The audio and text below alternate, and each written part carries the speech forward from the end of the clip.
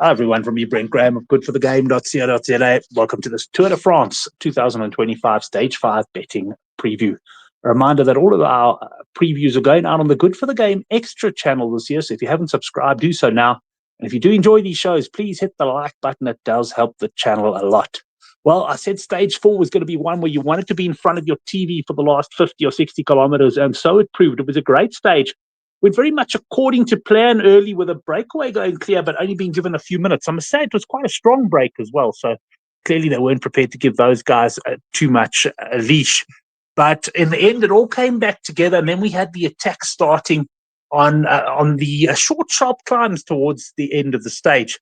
There was a moment on the final climb where it looked like Pogačar would crack Vingegaard because the two of them broke clear. But Vingegaard, to his credit, managed to claw Pogačar back. Pogačar, to me, looked totally spent at that point. In fact, I mean, both riders at some point they were totally spent. So very, very interesting. Don't know how much we can read into that at all going into the mountains. On the one hand, Pogačar did get the gap.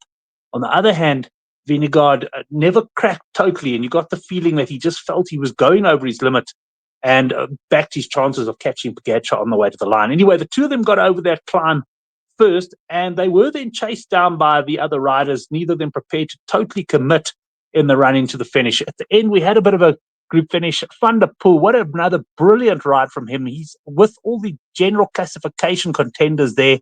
He led out the sprint. Pogačar hanging back going into that final corner, seemed to come out of there with a bit more momentum and managed to go past Van der Poel for a brilliant victory. Vingegaard nearly got past Van der Poel for second place. That, of course, would have seen the yellow jersey change hands and go into the back of Tadej Pogačar.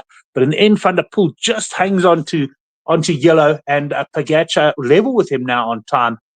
So right there, ready to seize the yellow jersey. Vingegaard is 8 seconds back. Some really good rides in the top 10 there. Only Gregor, also, he had to come from behind at one stage to catch the group back up. And João Almeida, he pretty much led Pogačar out twice. It was a superb ride. Remco lost a bit of time. And then Jorgensen, my 40-1 shot, had two attempts at the stage when I must say I was out of my chair at that stage.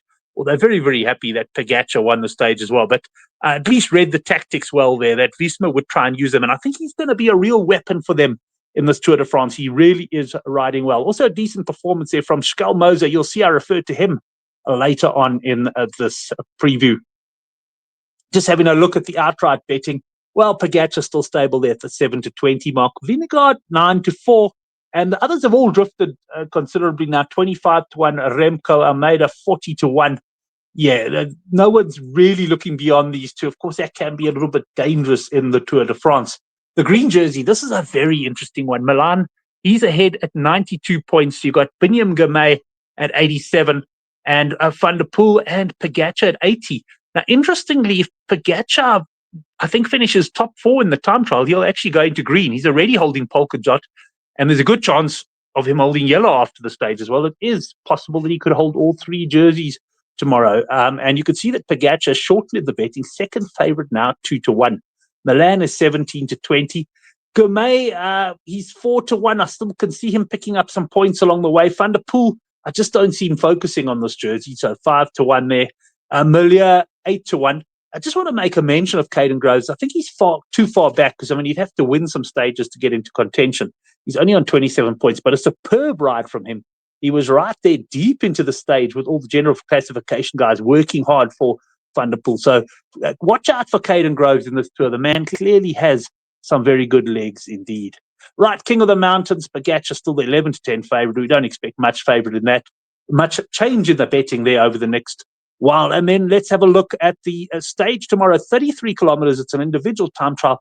It's very much a non-technical rolling stage, not a lot of elevation in it. And this really does suit the specialists. We don't actually have that many pure time trial specialists in the race. Affini obviously is one of them who can ride a really good time trial. But essentially, we're looking at the general classification. And as you're going to see now, we've got a very strong favorite. Before we get into that, I mention if you do have a bet with World Sports Betting, you can get a refund on your rider if he finishes second, and that's up to 5,000 Rand. Check the TNCs. It's in the form of free bets. I'm going to Sunbet for an interest here because they do carry a few different markets. Remco Evenepoel, he's 1-5 with Sunbet. I have seen 1-4 available, but either way, that's very, very short price. but justifiably so. If Remco rides to his form, he should win this quite comfortably. Vingegaard, who put quite a bit of time into Pogačar in the Dauphiné in the lead up to the Tour de France, the time trial, he's 7-1, Pogačar 12-1.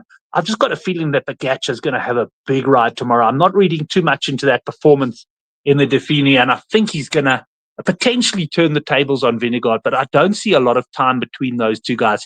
Affini there, who I'd mentioned earlier, 33-1, and he can get 50-1 and better the balance.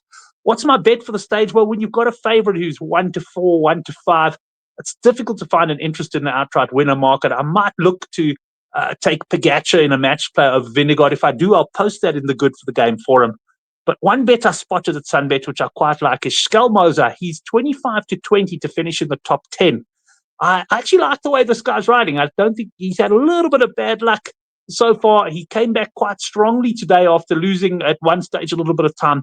And I think he's going to be well suited by this course. So I'm going 2 units on Schelmoser at 25-20. That's my bet in a stage 5. I'll be back on Wednesday night or early Thursday morning with the stage 6 betting preview. Enjoy the stage. This is one of those where you don't have to watch the whole thing.